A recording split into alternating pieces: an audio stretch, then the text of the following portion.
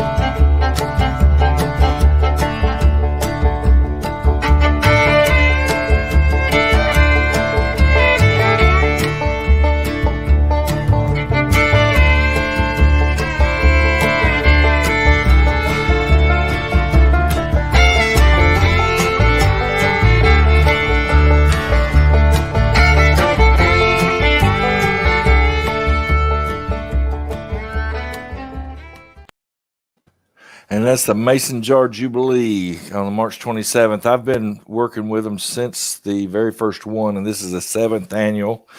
We didn't get to do it last year, obvious reasons. And but I went there first time and just to sing, and then I'd gotten Lynn to start singing with me, so we came back the next year, and then after a year or two, they asked me to basically MC the event. So I've been doing that for 3 or 4 years for them now, doing the hosting and announcing and introducing and everything from start to finish. And this is Donnie's first year that he'll be playing on stage with us. So we're looking forward to that. We're looking forward to the fact that Donnie's back out doing music again. Now, Donnie, you told me you got a couple of projects coming up in the next few months that sounded unique. Man, I'm playing for beauty pageants, March, April, and May, believe it or not. And I'm playing this month in Tucson, Arizona, the next month in Oklahoma City, and the next month in Michigan. And I'm flying with 11 beauty contests. Imagine that. So you get to be with the contestants. I'm saying I'll be throwing 7 of them out and forget I don't have a parachute. Oh my gosh, what are you talking about? Yep, that's a good way for Donnie to get in trouble, but enjoy himself while doing it. Well, Elizabeth, what's going on in your world? What kind of projects are you into right now? Oh, my world is kind of quiet right now. Last year was really intense, a lot going on. So really, it's not a time when people were getting into other people's homes or worrying much about spirits or ghosts or talking to them or finding out what was up with them. We were so distracted with everything that we had to cope with.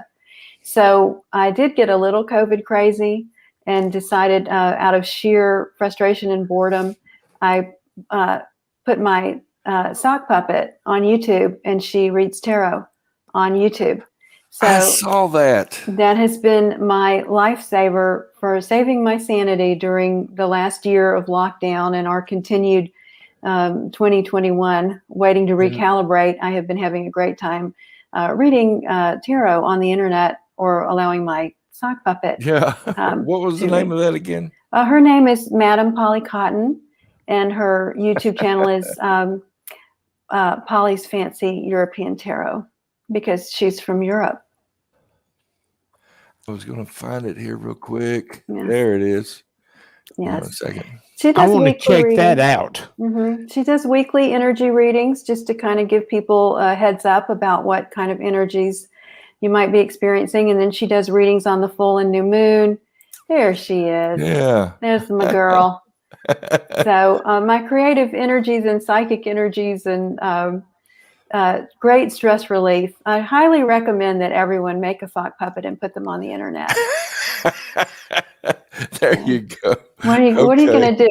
I figured the world was so crazy anyway that, why not? Right. There would never be a better. Why not? Now, did you say a sock puppet? Yes. Yeah. Yes. Okay, because many people have only one sock, so there you go. I still think that if you only have one sock, it is still worth it for your sanity to sacrifice the sock, make a puppet, go on YouTube, and get all your stress out.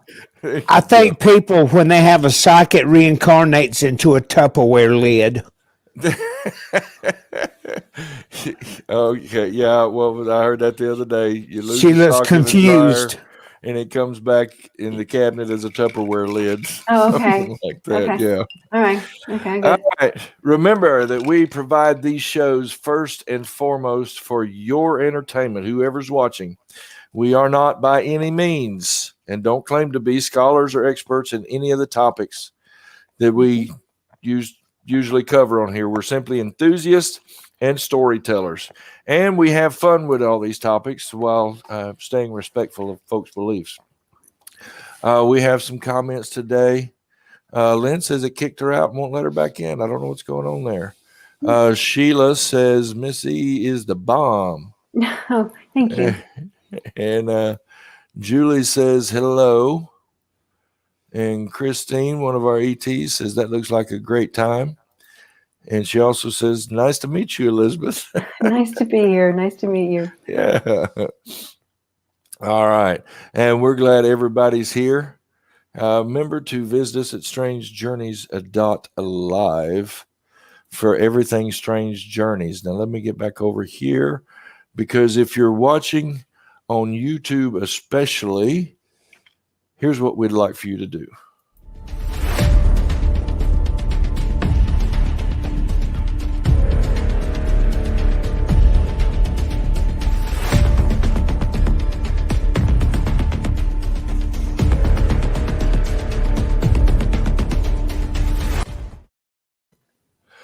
And please like, subscribe, sign up for notifications and all that good stuff. And we'd certainly appreciate that. We had as we were starting the show just 2 weeks ago, I had a message pop up that we had a new subscriber, and it was Lee Peacock out of Evergreen, Alabama. He's a blogger about the Bigfoot sightings up there and other things paranormal. He was a friend of Will Eric, who was one of our guests. And he was on that latest movie, The Town That Loved Bigfoot. He was one of the folks that they interviewed on there several times. So, and if you would like to help us produce this show, you can do so on Patreon. We'd certainly appreciate every little bit of help you can give us, please.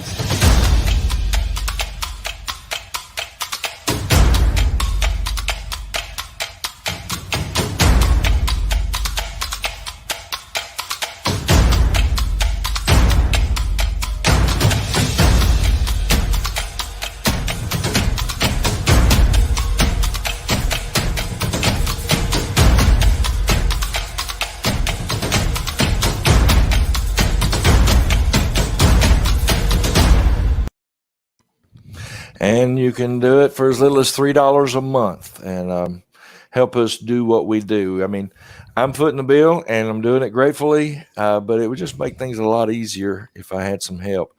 But also remember our branded merch for everything Strange Journeys.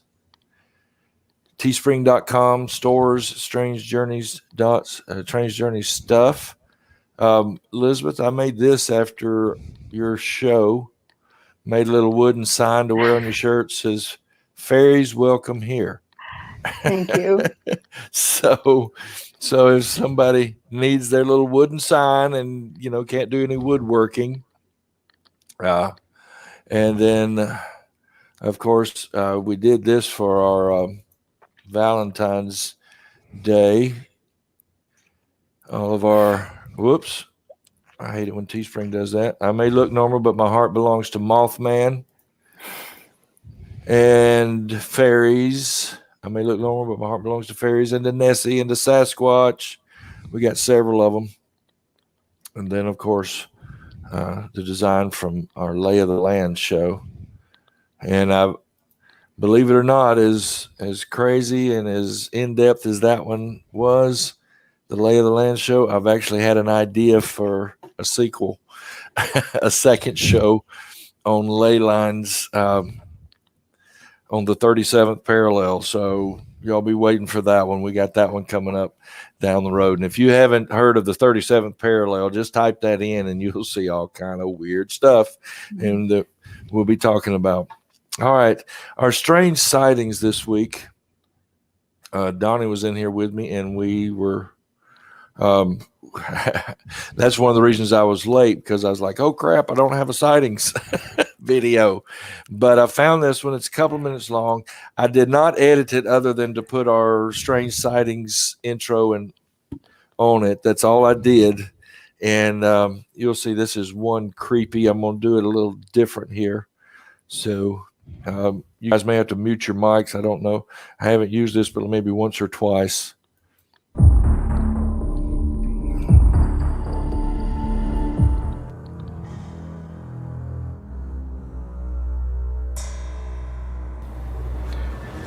Okay, what I'm about to show you is going to creep you out. Recently, there's been a rash of sightings of creepy clowns all over the East Coast, Eastern United States. And this one is a friend of mine. He caught this on his trail cam. He's a big time hunter. And this was caught in the woods up in northeastern Pennsylvania. So I'm going to show you this video. Look at how the image, the still image that he got, there's no glare on the eyes, which is really weird. Whenever you catch an animal, you always have that glare that comes from an animal's eyes. There is nothing on this. It's just like hollowness, which is creepy. But check it out for yourself and leave a comment below.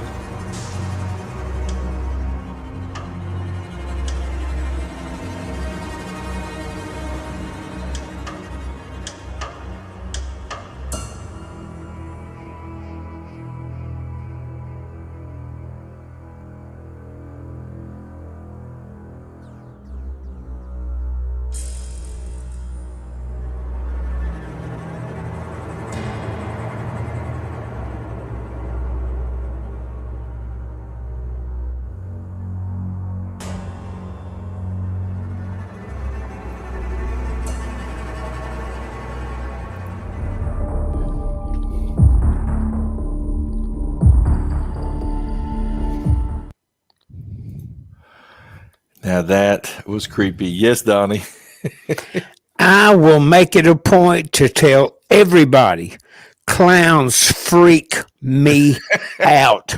Yes. I saw it in there when you were videoing. I thought, I need to run to my house and check my crock pot.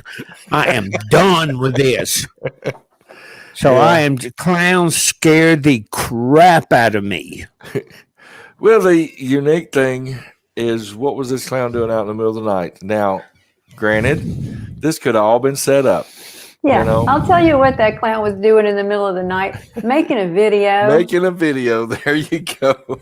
Dude in a clown suit. Anytime that you see footage that's reportedly paranormal or supernatural, if they walk like a man and they walk right up to the camera and they pose so you get a really good look at them and all that, no, no, that doesn't cut the mustard with me. I've got 2 words, 12 gauge. If that walked up, yes, I'm good. Tom, he would respond. if I may just kind of hold off, I've got to go to the bathroom now. Yeah, Serious. Just remove yourself. That's all you got to do is remove yourself. Okay. This clown, he was so scared by the clown. He was like, yeah. You know, he really is scared of clowns, obviously. Well, Lynn even asked, did he wink at the camera? Oh, it was so Probably. fake. That's the thing with YouTube. YouTube, you can get the most interesting stuff that may be real, but then you have such a flood of garbage you have to sit through. It's always I know it. Entertaining. Yeah, well, that was the thing that reason I chose that video, because it was entertaining. It was. It had that creepy entertainment value. Now, I forgot. I skipped right over previously on Strange Journeys, where we did the Bridge of Sorrows, and Will Elric, and who's married to Kelly Kazak, that works at AL.com. They've written a few books together. He's written one by himself. Was on the show, as well as Lewis Powell was from Southern Spirit Guide. They were both on the show. We were talking different stories about different bridges. And we went over some great stories. And, that probably, like in the Crybaby Bridge legend, it's just the story's been built on and built on and built on all over these years until you really don't know where the kernel of truth might be. But he talked about... we talked about several bridges in specifics. And after the show was over, I don't know why I didn't think about this. And I'm not saying this bridge is haunted, but it's a haunting bridge once you know what's happened there. And that's the Dauphin Island Bridge, going across the Mississippi Sound into from Alabama, southern Mobile County, into Dauphin Island. And on January 7th, 2008, this is the haunting part. Lam Luong Lam Luong threw his 4 children, 3 and a stepchild, off of the bridge. And he was initially given the death penalty, but is currently serving a life sentence. And the bodies of the children were recovered all along the northern Gulf Coast, one all the way in Louisiana, one of the most horrific murder investigations in this area. Now, those children are buried. Donnie's back. And now those children are buried at Oddfellows Cemetery in Biola Battery. Now, I could only get pictures of 2 of the children's graves, Ryan Fan and Hannah Luong. And I've investigated that particular cemetery the actual express purpose of investigating the cemetery was to visit their graves and try to bring comfort if we could. There were toys. People were leaving toys. And but that brings up something I wanted to ask you about. And this has nothing to do with the show today or even necessarily that bridge. But I should have talked about that bridge in the story surrounding it in the last show. But if spirits, and Elizabeth, this is my question to you. If spirits are connected to the place that they died, why do people not necessarily? Mm-mm. Well, that's just a common belief and acceptance. My question is, if the spirits didn't leave the body in the cemetery, why are there hauntings in cemeteries and graveyards? In my experience, there's spiritual energy in cemeteries and graveyards not because of the spirits, but because of the people. Because you have a constant stream of grieving, traumatized humans in and out of a cemetery, a working cemetery where you are consistently having funerals. Right. And it just charges it up with all of their grief and their sorrow. Okay. So I think that can activate hauntings. I don't think that, in my experience, many spirits are stuck at their graves. In my experience, if you're going to be stuck, you are going to be stuck in the place that had the most emotional resonance for you in your life.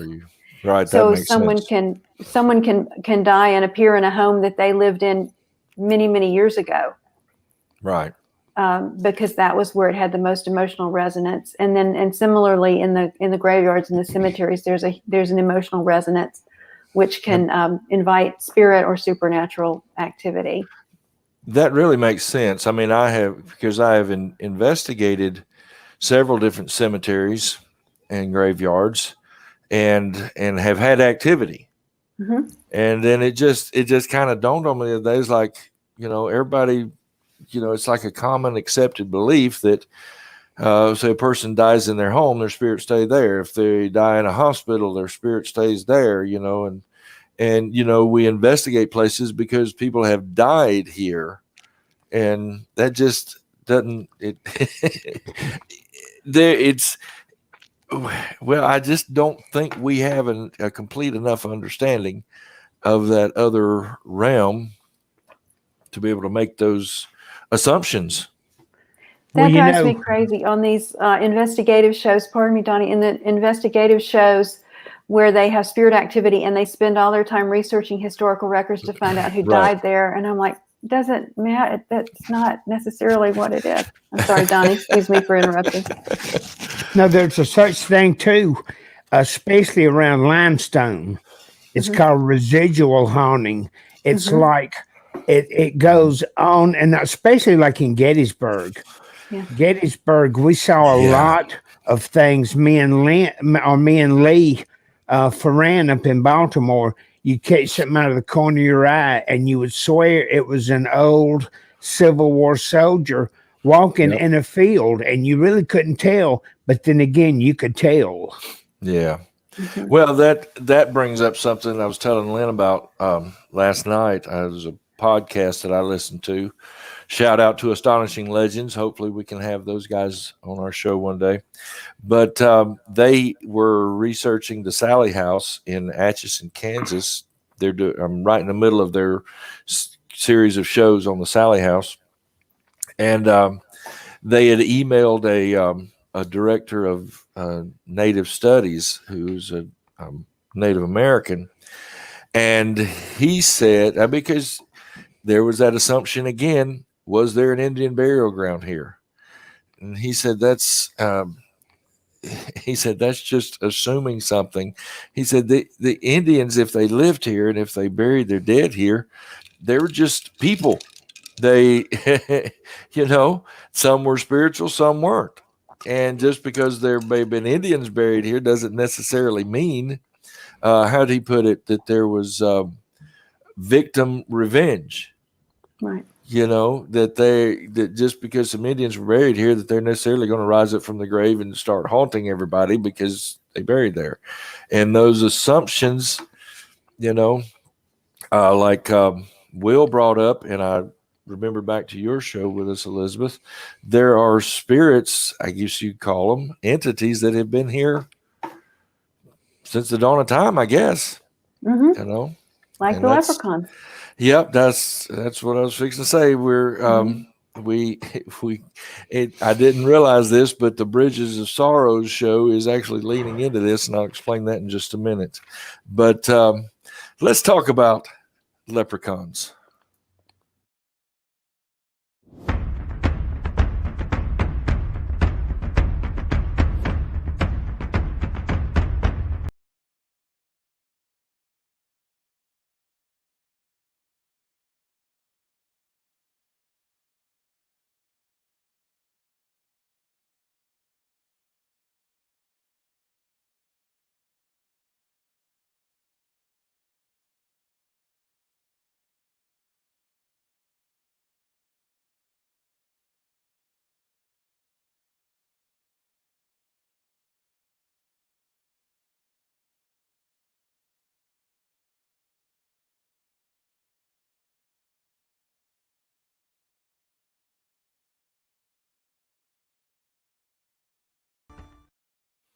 And here we go.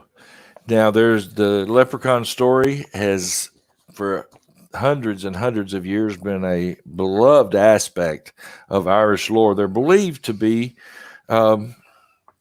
traditionally, we talked about this in our fairy show, part of the fairy family, just one of a section of fairies. But they first emerged in the 8th century when legends about tiny water dwellers began circling among the Celts. Their name is thought to come from the word Lucorpan. Now, little side note, I cannot do an Irish accent. I'm sorry. So, as much as these stories that we're going to be getting to later need to be told with an Irish accent, I can't do it. I'm sorry. But we'll get through it. We will get through it. Now, this is what was interesting to me. The name Lucorpan, it means small body, and leprechauns are said to be 2 to 3 feet tall. But it says they supposedly came from the water. Could they? I mean, what do you think about this, Elizabeth? My thought was, could they have been water sprites?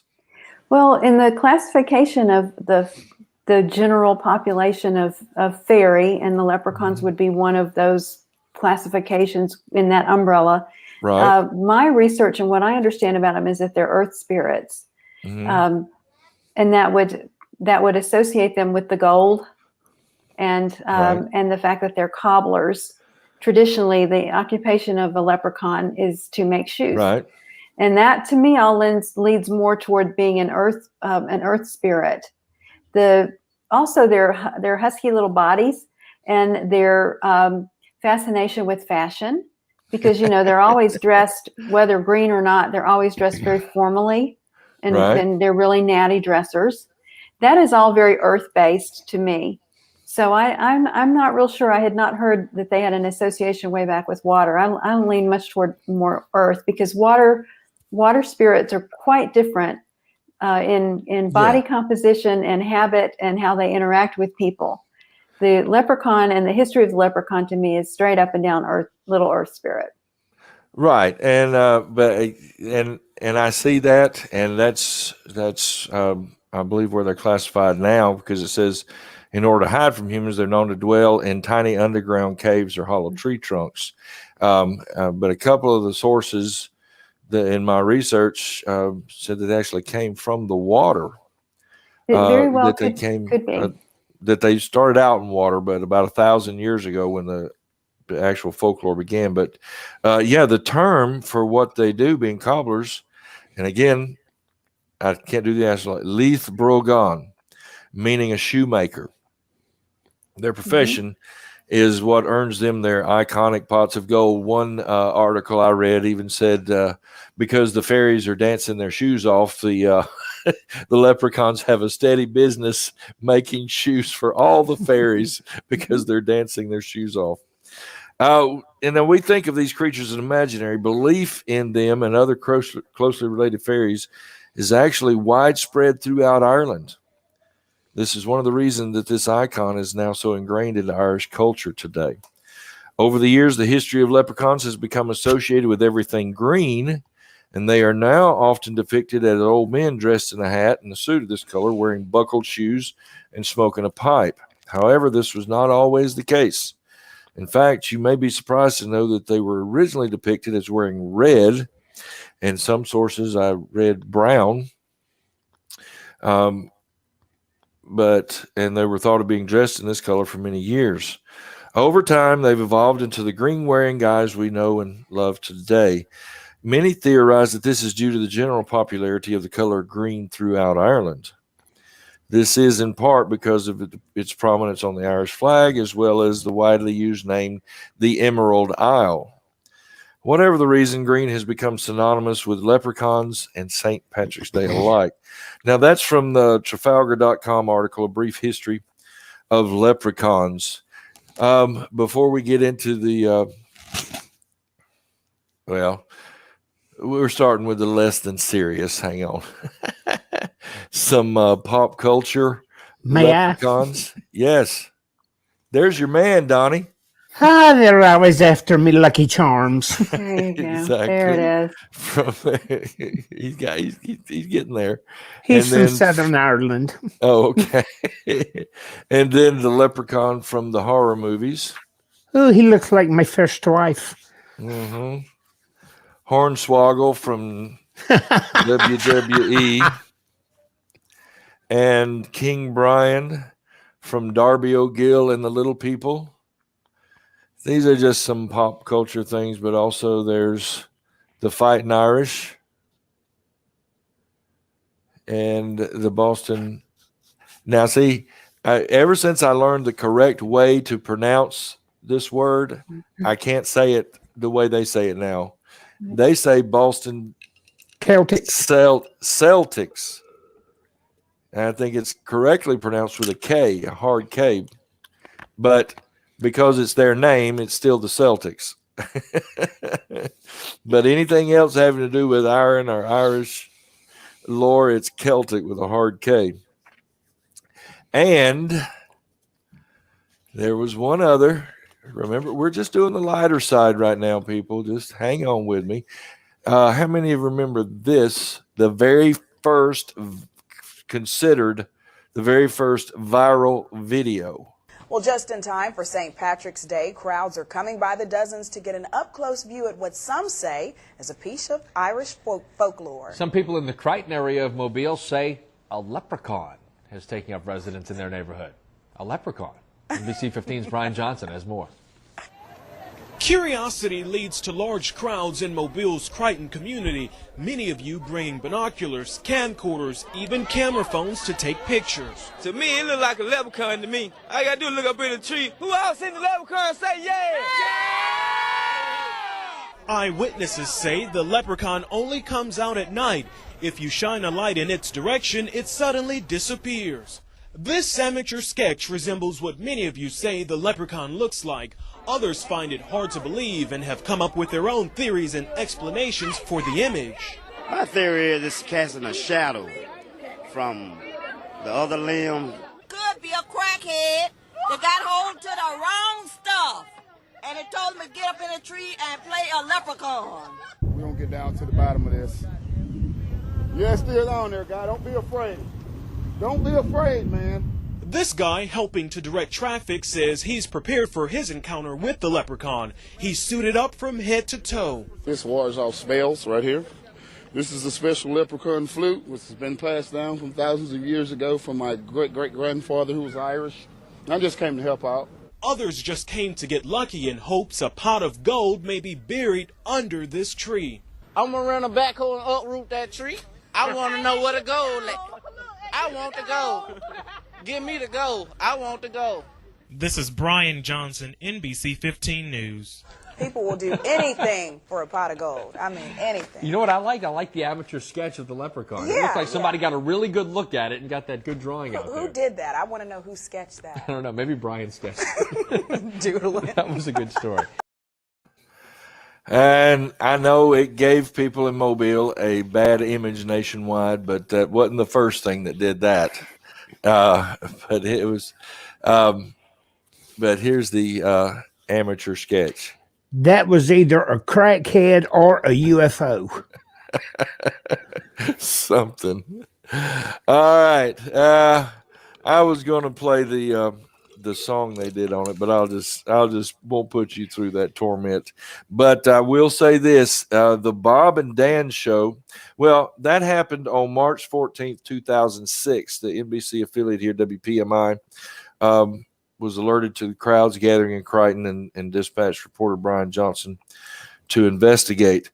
A couple of years later, I say a couple of years, more like 8 years, the Bob and Dan show on KTCK 1310, The Ticket in Dallas, conducted a field investigation, interviewing locals around there. We'll see what they remembered. And numerous witnesses identified the Crichton leprechaun as a local African-American dwarf, Midget Sean. The interviewers were brought to meet the man who recounted the story as a prank played on the local community, in which he dressed up in a leprechaun suit and climbed a tree while his friends alerted others about a leprechaun sighting. So those of you that didn't know it was a hoax, it was a hoax. It was just a big prank. That's all it was. And like I said, it gave Mobile a black eye for a while. And forgive me if I brought up bad memories. Because on my tour, when we'd be doing the tour downtown, people would ask while on tour, "Are you going to do the Crichton leprechaun?" I'd set them off. It's like, no, we're not doing the leprechaun. Sorry, we're not doing it. We're not going to do it. And we'd go on to other subjects. Now, I came across 5 clans. I don't know if you had ever seen this, Elizabeth, but the Leinster leprechaun, the Ulster leprechaun, the Meath leprechaun, the Connaught, I think is how it's pronounced, and the Munster leprechaun. The Leinster closely fits with the popular notion of the little fellow. They're the least flamboyant in dress, the least extrovert, and they're not very keen on hunting. The Ulster is the shortest in stature, but it's best not to mention it. In addition to built-up heels, they usually wear pointed hats and give the illusion of greater height. They claim to be the best poets and most accomplished hurlers. The Meath is his diplomacy, which is a good trait, but in the execution of his diplomatic skills, he tends to use 100 words where 10 would do. Don't be in a hurry to run into him if you've not got time to spare. I actually know some folks like that. You expect a short one-word answer, and they give you a soliloquy. The Connaught, like his brethren, is industrious, whether at work or study, but this chap takes it all a bit too seriously. Although they say they're the best inventors and great philosophers, they are the most reclusive of the 5, so you're unlikely to get to test this claim. And the Munster leprechaun is the wildest party animal you're likely ever to encounter. His drinking habits are legendary. When sober, he has the sweetest tongue. When he is drunk, he's simply horrible. That's from the website Irish Energy Toolkit article. Irish fairies, the evil leprechaun. Now, yeah, one thing I never realized and never thought about actually, leprechauns have not always been associated with St. Patrick's Day. I know we are at the 6th of March and we have St. Patrick's Day coming up on the 17th. And we see leprechauns everywhere when that day comes. But originally it was not necessarily associated with St. Patrick's Day. We'll find out later that they have their own separate day. Now, Better Homes and Gardens put up a website, put up an article. This is why leprechauns are associated with St. Patrick's Day. In 1959, Walt Disney released a film called Darby O'Gill and the Little People. We've already mentioned King Brian from there. It was about an old Irish man and his experience with magical leprechauns. Now, the movie was based in Ireland, but it was primarily for an American audience. And because leprechauns were already so heavily associated with Irish culture, and because this movie was released in the mid-50s, around the same time, St. Patrick's Day parades and celebrations were becoming increasingly popular in the United States. And it was just kind of a melding of the two as this mythological creature became a symbol of the holiday. So while they originally only existed in Irish folklore, today it's common to see people dressed as leprechaun on St. Patrick's Day at parades and other events. Although they brought all of their stuff to St. Patrick's Day, the pot of gold, the rainbow, all of those were leprechaun related that now we take as St. Patrick's Day stuff. Yeah. I mean, that's the point I was trying to make. You know, we just accept it now, and it wasn't originally this way. And as watchers of this show we have some leprechaun stories. But I want to pause real quick and ask you, if you are watching, there's some of you out there that are watching. We thank you for that. Comment on what you think about this topics we've covered so far. And I want to know where you're from. Let us know where you're watching from. All right. Just put it in the comments down there. You'll see where it's at. All right. Now let me get y'all's response to this. This was from April the 20th, 1908. A report in a newspaper on April 20th, 1908 began mysteriously. In North Westmeath, especially Delvin District, an odd story was told on Friday. It says that a strange creature has been observed for some days in the district of Killu, which is between Killican and Delvin. Several persons, mostly children from the school, are reported to have seen it, and they describe it as a little creature resembling a man of dwarfish proportions, clad in a red jacket and suiting the traditional description of a leprechaun. The most peculiar thing about the matter is that it is stated that as soon as one of the school children called the attention of a comrade to the creature, the informant ceased to see it, whilst the informant could clearly observe it. Then the reported appearance has caused much conjecture and not a little excitement in the district.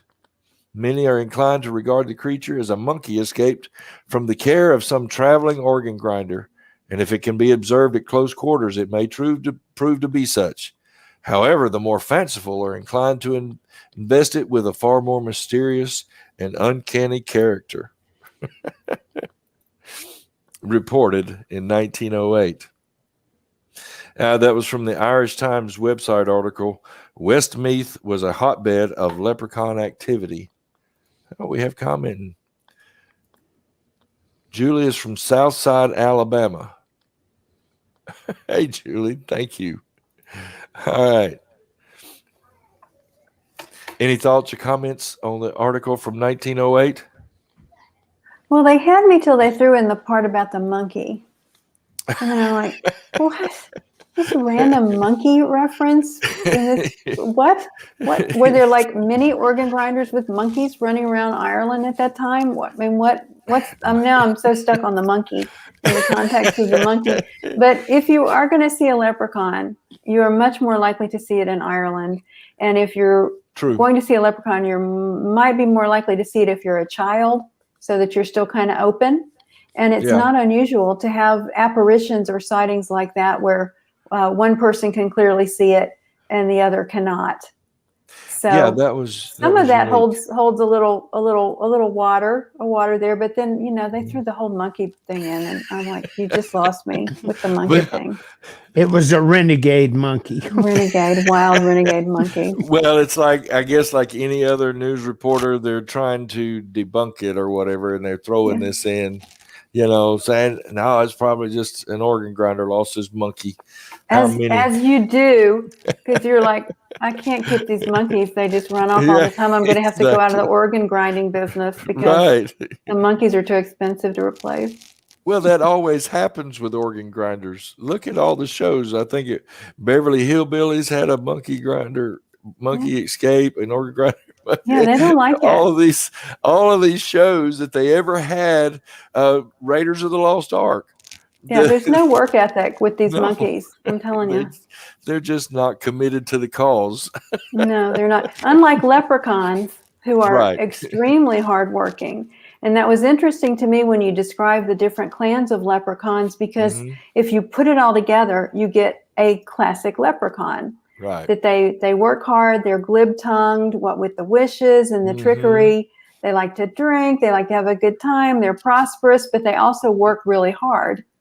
So that kind of, if you bundled them all together, you get the classic leprechaun. That's good. That's exactly right. And where did I find that? Yeah, that was from Irish Genealogy Toolkit website. So they should know.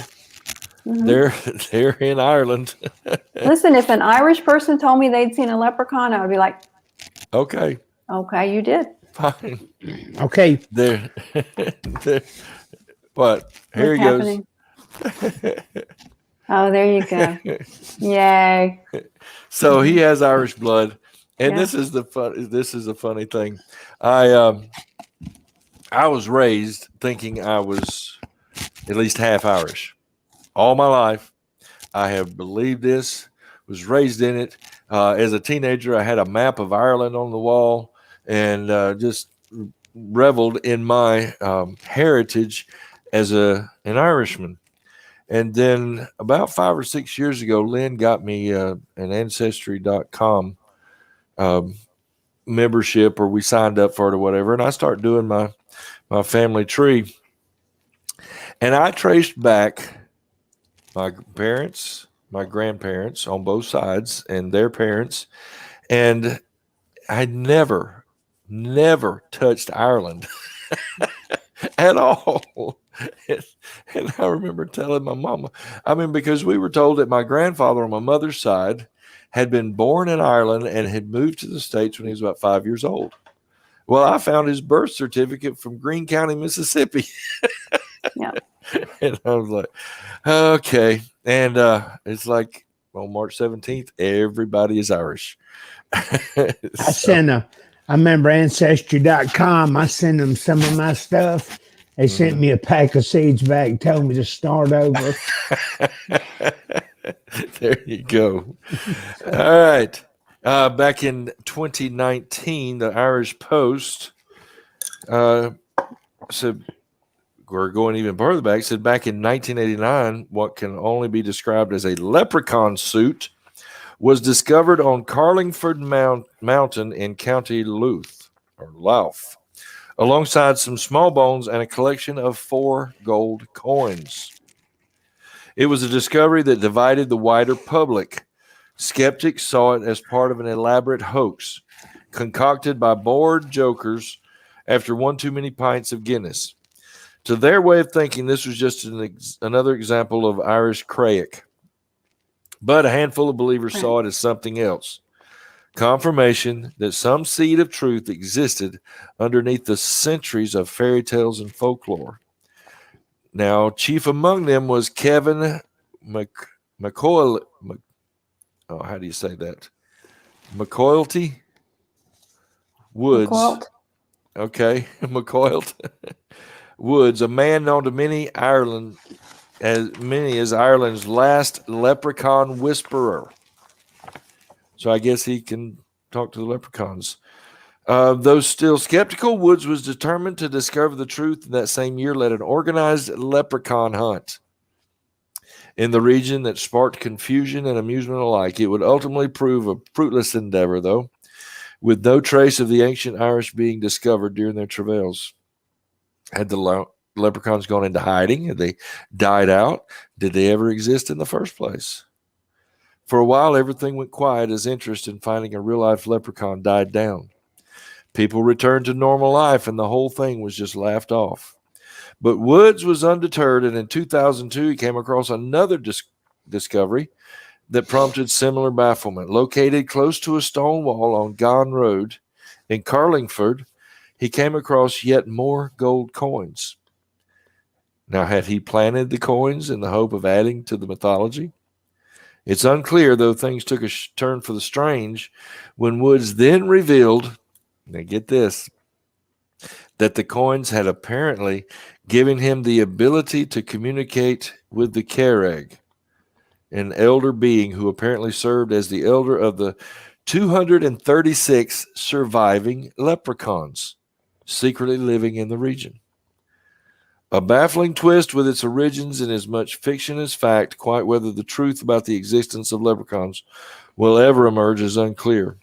But every year, so hang on, you might be able to go this year, on the second Sunday in May, Woods leads the annual Carlingford National Leprechaun Hunt through the Irish village. Now, here's an interesting note, and I'll go into more detail about it here in a little bit. But in 2009, the 236 surviving leprechauns in Ireland were afforded protection under the European Habitats Directive. As a matter of fact, let me go over there right now. Where'd it go? I was going to talk about this later, but since it come up in this story, we'll just go over it now. The European, where did I put that? Habitats Directive has included leprechauns under protection. Crap. Yeah. The directive was part of an effort to preserve the rich biodiversity of the area called Sliab Foy Loop, now a protected area for flora, fauna, wild animals, and leprechauns. It is a long, detailed procedure, and it has taken nearly 8 years to secure the future of our heritage, culture, and folklore. We are delighted in the knowledge that our little people will be protected from extinction and allowed to thrive on the mountains. It's fantastic marketing. Yes, it is. And the one caveat I'll put there is that, now I did not do an exhaustive research, but in a cursory research of a little while, all you got to do is remove yourself if you got to go. Donnie's not used to doing this. I couldn't find the European directive, Habitats Directive. I couldn't find it. I don't know if, like you said, it's just marketing, but I wanted to find the directive, and I wanted to locate where they actually made the declaration that leprechauns were included. But if somebody out there knows where to find that, then let us know. I would like to go over there for Mr. Wood's event in May, but unfortunately, my conflict is that is the day that we have the organ grinder monkey hunt. So I'm already booked for that. And I mean, I've got my nets and everything. There So you go. can't go do that. We don't need to protect leprechauns. I mean, and leprechauns don't need graves with clothes and gold coins. They're not in our realm. They're not physical humanoid beings. They're in an entirely, like the rest of the Fae, as I believe, are in a totally different level of existence or consciousness or reality. And they can pop in and out whenever they want and appear to whomever they want. You don't have to be certified leprechaun whisperer. If it suits your purpose in life and what you need to do in life to run into a leprechaun, you will run into a leprechaun. Right. And I mean, that's basically what you were saying in the previous show about fairies. There's no need to go looking for them. I mean, if something comes up and you need a leprechaun, hopefully a leprechaun will show up with you. Now, I found this website called the Unicorn Garden, and it's the author, Wayne Anderson. I'm sorry, he's the illustrator, Neil McNamara, a.k.a. Nigel Suckling. I don't know what that's all about. But anyway, he has a book called The Leprechaun Companion. And as I peruse the website, he has several different books of cryptids and mythological creatures. And so he has a lot to offer on there. But he told a couple of stories, and these are typical leprechaun stories. I'm just going to tell you right off the bat. And I've not embellished or added to it. I'm just going to read it right off of his. This is out of his book called The Leprechaun Companion. This is one called, Donnie's back. This is one called A True Tale. About 2 centuries ago, a Molly Coggin of Kilmallock told the famous folklorist Thomas Crofton Croker about a leprechaun her grandfather had met and even caught. It happened like this. One night, as he went to the stable to tend his old mare, Grandpa Cogan heard something hammering, just for all the world like a shoemaker making a shoe, and whistling all the time the prettiest tune he had ever heard in his whole life before. He guessed what might be making the sound, and remembering tales of leprechauns and their gold, he crept in. He looked around, but never a bit of the little man could he see anywhere. But he heard him hammering and whistling, and so he looked and looked, till at last did he see the little fellow. And where was he, do you think? But in the girth under the mare, and there he was with his little bit and apron on him, and a hammer in his hand, and he was so busy with his work, and he was hammering and whistling so loud that he never minded my grandfather till he caught the leprechaun fast in his hand. Again, I wish I had an Irish accent, but Faith, I have you now, he says, and I'll never let you go till I get your purse, and that's what I want. So give it here to me at once now. Stop, stop, cries the leprechaun. Stop till I get it for you. So my grandfather, like a fool, you see, opened his hand a bit, and the little fellow jumped away laughing. And he never saw him any more, and never a bit of the purse he got. Only the leprechaun left his little shoe that he was making, and my grandfather was mad enough angry with himself for letting him go, but he had the shoe all his life. And my own mother told me she often saw it and had it in her hand, and 'twas the prettiest little shoe she ever saw. And that's a typical leprechaun sighting. I heard one the other day that a man was out in the forest, and he spied the leprechaun, snuck up on him, and captured him. And so he made the leprechaun tell him where the gold was buried. So he showed him this tree, right under this tree. So the farmer didn't have anything to dig with. So he said, I'm going to tie a red ribbon around the tree so that I know where to come back to. And he said, before I let you go, leprechaun, you've got to promise that you will not remove the red ribbon from the tree. And the leprechaun said, I promise, I won't remove the red ribbon. So the farmer runs back to his barn, grabs a shovel, and comes back. And when he gets to the location where he had been earlier, the leprechaun had not removed the ribbon from the tree, but he had put red ribbons on every other tree in the forest. So that the farmer could not find the gold. They're tricky little beings. They are. They're tricksters. They're tricksters. And you see that in the archetypes of the pantheon of the gods across the world. There'll always be a trickster in the game somewhere, because they keep us on our feet, and they remind us that you don't get things for free, and that you don't get things by cheating or by force. True. And the leprechaun, if the leprechaun within the Fae is derived from the old gods, there's one reference that talks about the leprechaun might have something to do with the god Lu. And Lu was an artisan. And you talked earlier about some of the clans talking about the leprechaun being very poetic and writing and all that. And Lu is a god associated with that.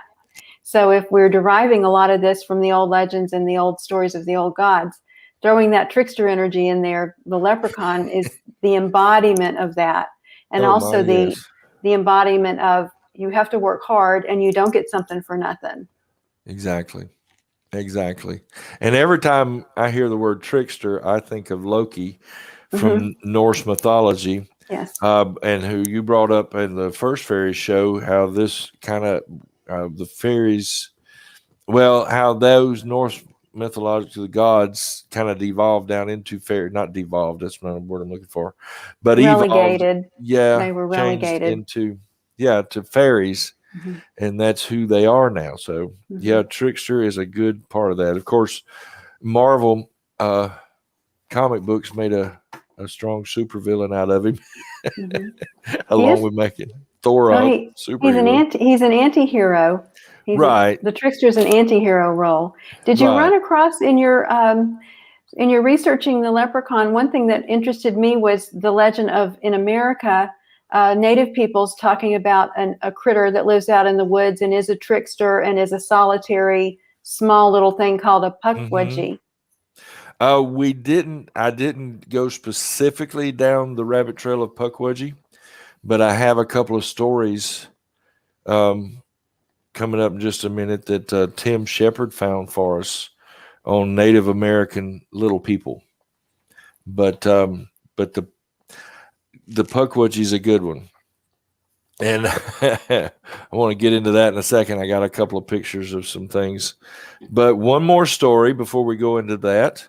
Tom Pierce and the Leprechaun. One cold winter evening, as Tom Pierce was heading for home, he heard a curious tapping sound close by and a cheerful whistling coming from under the hedge. As quiet as a mouse, he crept up, and what should he find but a little leprechaun no taller than his knee, sitting cross-legged on a pile of stones and tapping away at a tiny shoe. Such a racket was the little fellow making that he never heard Tom arrive. So Tom quickly reached out and caught him fast. Let me go, shrieked the leprechaun. What have I done to have you grab me so rudely? Nothing yet, replied Tom, but it's a lot I'm hoping you'll be able to do for me before I let you go. Now let's be having your magic purse that never runs short of gold. I must be getting careless, grumbled the leprechaun. That's the third time this week I've been caught, and they all want the same thing. My magic purse. My magic purse. I have no purse. I've been robbed already. All right, then, said Tom, who had been taught not to be too soft with a leprechaun. Then tell me there's some treasure buried nearby. Hasn't that also been taken already? Cried the leprechaun. I've been caught off so often by lummox like you that there's no treasure left in the country. What about my 3 wishes then? Asked Tom. The leprechaun looked crossed. So you know about the wishes then, he replied sulkily. I know all about leprechauns, my little feller. Why do you think I'm only blinking the one eye at a time? Don't I know that if I take both eyes off you for a second, you'll just vanish? All right, then, said the leprechaun at last. You can have the 3 wishes. But if you want my advice, you'll think carefully before making them. It's not as simple as you think, wishing for anything in the world. So Tom looked thoughtfully up at the sky where the stars were just beginning to twinkle and the moon was rising out of the clouds. And of course, when he looked back, he held nothing in his hand but the stump of a gorse bush. Got him again. Got again. You just can't get over on these leprechauns. So just be careful if you do come across them. All right. Tim Shepard come across this, like I mentioned, from the Indian Country Today website, From Leprechauns to Our Little People, Respect Matters, from March of 2015 by a woman named Christina Rose. She says, I'm going to try to paraphrase all this because it's a long article, but it's got some interesting stuff. In 1932, 2 gold diggers in Wyoming's Pedro Mountains. I got a picture of that. Whoops. Hold on. The Pedro Mountains. They blasted through a mountainside and found a 14-inch fully formed mummy. The little man was in a sitting position and described by one side as having wrinkled brown skin, a low flat forehead, and the appearance of an old man. Timothy McCleary from the Little Bighorn College on the Crow Reservation in Montana said the mummy ended up at a car dealer in Wyoming. He just kept it in a jar on his desk, and eventually somebody from the museum x-rayed it. Supposedly, this is what they x-rayed. And the American Museum of Natural History in New York and the anthropology department at Harvard University declared that the mummy was that of a 60-year-old man. Looks like Dobby the house elf off of Harry Potter to me. But I can't really see that. I don't know. I'm not looking at it in person. It just looks like something you'd buy in a store somewhere. But anyway, they go on to say that Wyoming is heavily populated by little people. They live like humans do, but they have spiritual powers. They cook, they hunt, they eat, they have fire. They're not going to hurt anybody, but they do like to play tricks. But it isn't mean. It's more that they have a sense of humor. In the Crow language, they are not called the little people. Get this. They are called the owners of the earth. They protect the animals. And so when people hunt for meat in the mountains, they have to leave some for them. Mm-hmm. There's an old trail to get to the mountains, and there is a 1,000-year-old monument where people to this day leave things for the little people because you are going into their home where they live. Mm-hmm. Now, this McCleary tells the story of a friend who went to the mountains to get away for a few days, and while sitting around the campfire, a little man came and visited. This went on for 3 nights, and when his friend left, the little man accompanied him home. Shortly after, both agreed it was uncomfortable for the little man to be away from his familiar surroundings, and the man returned the little man back into the mountains. Leslie Hanna, who is a Cherokee and a cultural expert, told of a similar story that happened in his own home. Leslie Hanna and his wife and daughter traveled frequently between his home in Oklahoma and Kansas, where he was working. When returning to Kansas from a Thanksgiving trip, his daughter, now this is going to sound familiar to some ghost stories you've heard. His daughter was only 3 or 4 at the time, came into her parents' room and asked to sleep with them. My wife and I were half asleep and said, okay. The next morning, I asked her why she had gotten in bed with us, and she said, that little man in my room, he's bothering me. Well, I kind of dismissed it and thought maybe she had had a dream. Well, the next night, she climbed again into our bed, and the next day, she said, well, again, that little man was bothering me. The next night before she went to bed, Hannah asked his daughter if the little man was still there, and she replied, He's right there in the closet. I asked her what he was doing, and she said, oh, he's just standing there looking at you. So he sat down and spoke in the direction of the little man. Clearly, you came back with us from Oklahoma, and you are welcome to stay here so long as you behave. But if you scare my daughter, I will come after you with some medicine, and I know people who can do that. And from that time on, she said he left. Now, the Cherokee Nation website describes their protocol for dealing with little people. The little people live in rocky shelters, caves, in the mountains, or laurel thickets. Like you said earlier, Elizabeth, earth spirits. Mm-hmm.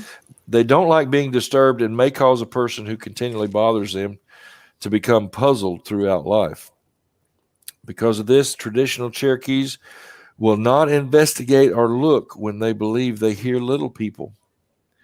If one of the little people is accidentally seen, or if he or she chooses to show himself, it is not to be discussed or told of for at least 7 years.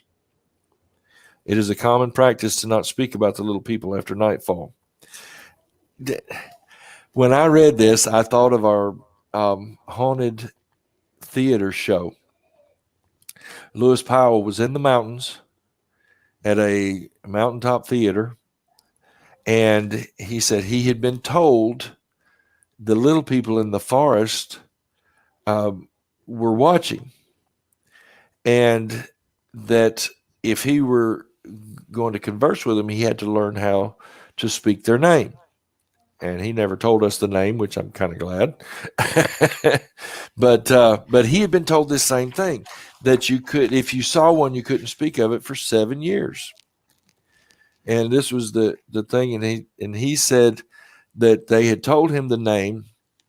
He said he was walking up the road to the theater one night and was just mumbling under his breath, practicing the name of the little people of the woods.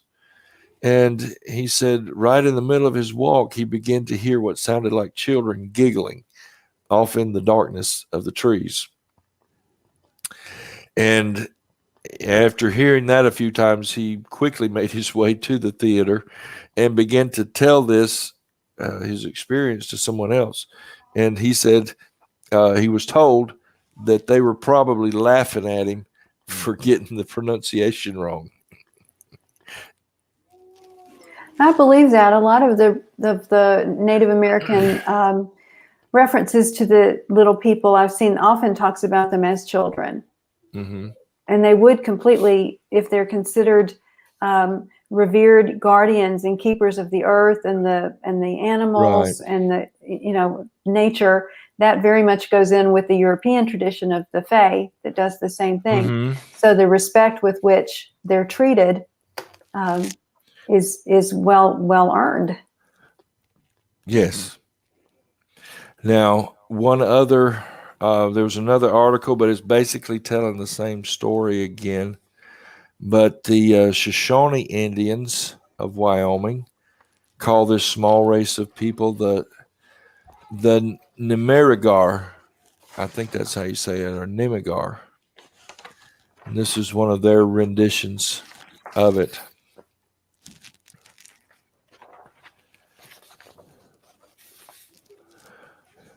Yes. Let's see. Other skeletons of the little people have been said to have been found in other areas of the U.S. near Coshocton, Ohio, Coffee County, Tennessee. There have been several other sightings. Now, before we go into I want Elizabeth to share some of the symbology she's come across, and we'll talk about Leprechauns Day to close it out. But a kind of a serious thing when it comes to talking about leprechauns is a disease called leprechaunism or Donahue syndrome. Now, some people may have seen this in may have mistook this for being a leprechaun, but it is a serious disorder. It's rare, but it is called leprechaunism, also known as the Donahue syndrome, is an extremely rare disorder characterized by an abnormal resistance to insulin. Some researchers prefer the Donahue system because leprechaunism may be viewed as a pejorative by families, according to the online Mendelian inheritance in man. It is a recessive genetic disorder which occurs when an individual inherits two copies of an abnormal gene of the same trait. They experience the failure to thrive, which means they have a low birth weight and do not gain weight at the expected rate. They often lack muscle mass and may also have very low body fat under the skin. Characteristics of the syndrome also include abnormally large, low-set, and poorly developed ears, a wide, flat nose with upturned nostrils, large, thick lips and a large mouth, and widely spaced, bulging eyes. Affected babies may also have an abnormally small head or microcephaly. There may also be excessive hair growth. Most affected individuals have a skin condition called ankythosis and nigricans. I can't do medical terminology sometimes, in which certain patches of skin, such as body folds and creases, become thick, dark, and velvety. And that's from a Live Science website article called Leprechauns, the fact about Irish trickster fairy. I mean, I think someone who's living with that disease, that could be why they call it leprechaunism, because a lot of the descriptions could fit. And it is a serious disease, and I don't want to make light of it. I don't want it to seem I'm making light of it. But we normally end our shows with some kind of supposition and thoughts. And I'm not saying that leprechauns have this disease. I'm just saying that some people may suffer from this. And I hope they figure out some way to help those folks, some kind of, I mean, it is a genetic disorder. Now, as we start winding down the show, Elizabeth said she had gone into some of the symbology of leprechauns, and we'd like to hear about that now. Hey, Elizabeth, you got a unique setup. Donnie, look at that. You got rays of light, and over to your right is a purple mist. Uh-oh. I don't want to move and look at it. It'll go away if I look at it right now. I mean, up above your left shoulder, you got rays of light coming down, and over to your, I guess it's your right. I'm sorry. There is a purple mist. Okay. Awesome. Okay. I wish I could take a screenshot. So I think it's a ghost of an organ grinder's monkey, no doubt. Yeah. Well, I'm always intrigued by what keeps these legends alive and how across cultures, you can't have a culture more separated or different than the Native American peoples and the Irish. I mean, we're literally separated by an ocean, and they still have these similar tales and similar mystical beings in their history and in their mythology. And of course, that goes all the way out through Europe and all that in the Celtic countries. So right. I'm wondering what is the germ of truth? What's resonating in throughout these stories that unites people of all cultures? What are the symbols in here? And when we talk about the leprechaun, we talk about the three wishes, and we talk about the pot of gold, and we talk about the end of the rainbow. We already talked a little bit about the trickster energy of how you think you're going to get something for nothing, but you get tricked out of it by someone who's a little bit smarter than you are. The end of the rainbow has to do with the symbols of the realization of hopes and dreams, or looking for that endlessly, or putting off having your joy because you're always trying to get to the end of the rainbow. Similarly, a pot of gold also is, if you were to get a pot of gold, all your troubles would be over. Everything would be wonderful, and magic would happen, and you would be set for life. And then the three wishes also represent a sudden windfall of luck. Yeah. But all of this has within it the idea that you can't trust something that comes too easily, and you can't get something for nothing. You can't get it without hard work. That ties back into most ancient of stories. Think about the ancient story of King Midas, where we wanted everything he touched to turn to gold, and when he was granted this, then of course it was a horror. It was terrible for him. So when you have people who are living in times in our past that were much, much harder to keep yourself fed and clothed and alive, you were up against a lot more adversity. You might calm or soothe yourself by thinking, well, it's a good thing that I haven't met a leprechaun, and I'm doing fine, and only bad comes to those who might meet a leprechaun and get all the luck. It might be terrible. It would probably work out terrible. So there's that kind of soothing. It's okay that I don't have anything, and that I'm working this hard existence, because if suddenly I got the rainbow, the pot of gold at the end of the rainbow, or found the magical land at the rainbow's end, or had my magical wishes, I would probably just screw it up anyway. So best to be happy with what I have and make the most of my life and enjoy what I have right now. So I think that's kind of the uniting theme that goes across all of these leprechaun or leprechaun type creatures that show up with the ability to bestow riches on us if we were smart enough to get it. If we weren't, we would probably just screw it up anyway. So I think that's kind of where we go. It's true. With keeping people happy with what they've got. Exactly. You're right. And I got a picture of you. Where'd I put it? I took a screenshot. See the mist and the rays of light? The way that the light is hitting my screen here, I can't look at it, but I will certainly look at it more closely. Believe me. Well, one of our regular viewers, Greg, it says he's smoking a cigar and listening. We found out last week he was in Cleveland. So, Greg, thank you for being back with us, buddy. All right, before we close out, just want to remind you, of course, St. Patrick's Day is March 17th. And after that is Leprechauns Day on May 13th. Now, I didn't know that they had an official holiday, but they do. Leprechauns Day is May 13th. And the Days of the Year website recommends a few things to do on Leprechaun Day. Read some traditional Irish tales about leprechauns. Read a poem, which we gave you some of those today, so you can just repeat those. We gave you some traditional stories.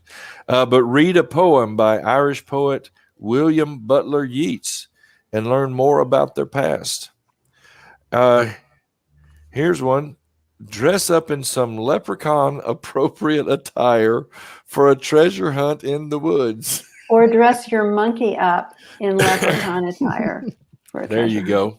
I've got a dress up leprechaun video coming up in just a second, so hold on. Take on the spirit of a leprechaun by adding some coins to your money box or by making a payment into a savings account. That sounds good. Mm-hmm. Try creating your own rainbows by spraying a gentle mist of water into the air when the sun is shining. Okay. Bake a leprechaun cake. Decorate it with green icing and Irish symbols, and then leave it out for them to eat.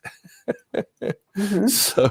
So yes, there's some ideas for celebrating a Leprechaun Day, May the 13th. Put it on your calendars, May 13th. So, all right. Now, final thoughts, Elizabeth? Well, I love that. I love the idea of honoring the spirit of the leprechauns, invoking some of that energy, where you might leave a little offering out, like a little cake or a little cream or something, and use that to pull in some of that affirmative energy of the leprechauns, that if I work really hard and I'm really smart and I don't don't let fools take advantage of me, that I would like to invite that prosperous energy to come in and bless my hard work and my smarts too. I love that. Good. That's good. All right, Donnie. I have really, really enjoyed this conversation about leprechauns.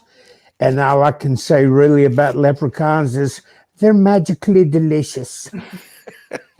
That's about it. All right.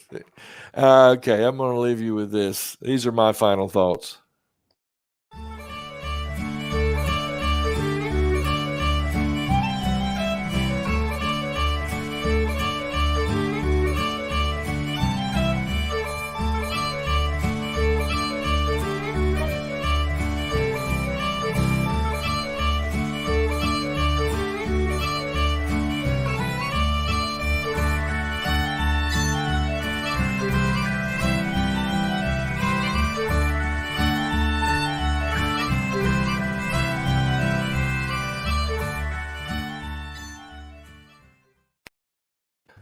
All right. I love baby leprechaun. You can check that out at thatdadblog.com. He's got him dressed up as Cupid and the elf on the shelf.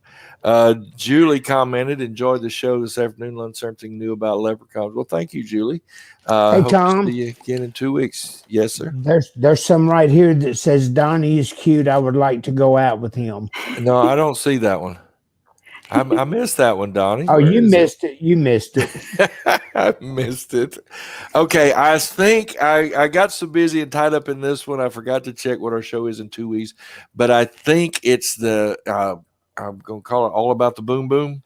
There have been some mysterious, what we think are sonic booms occurring around the United States, and we don't know why. Everybody denies it, from the Air Force, anybody that flies, geologists, everybody's denying it, but these booms are happening around the country.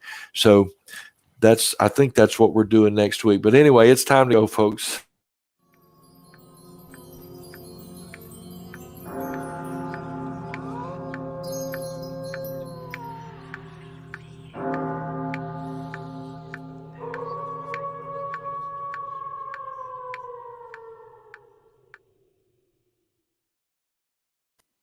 And again, we want to thank Elizabeth Parker for being with us. Thank you so much for being here again. So enjoyed it, Tom and Donnie. Thank you so much. It was a hoot. Okay, awesome.